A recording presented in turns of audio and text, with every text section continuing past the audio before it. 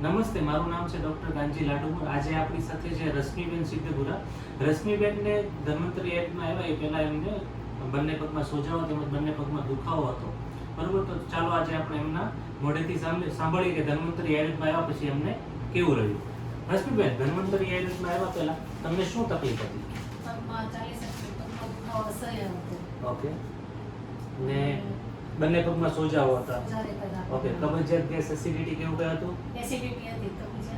કબજિયાત નહોતી. ઓકે, તો ધન્વંતરી આયુર્વેદમાં તમે આવ્યા, બરોબર છે, એટલે તમે ધન્વંતરી આયુર્વેદની અંદર તમે 8 દિવસનો યોગ બસ્તી ક્રમ એટલે કે 8 દિવસનું તમને મસાજ ટીમ ને બસ્તી કરાવી, બરોબર છે, એમાં તમને કેવું રહ્યું?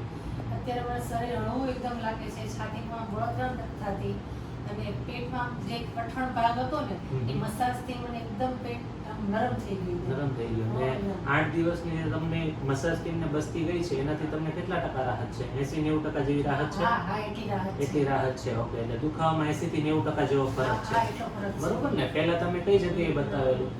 અમે ડોસવાડા વ્યારા બાજુ ડોસવાડા આવ્યું ગામ ત્યાંથી. ઓકે, અલગ અલગ જગ્યાએ બતાવ્યું તો પણ તમને આરામ નહોતો, બરોબર ને?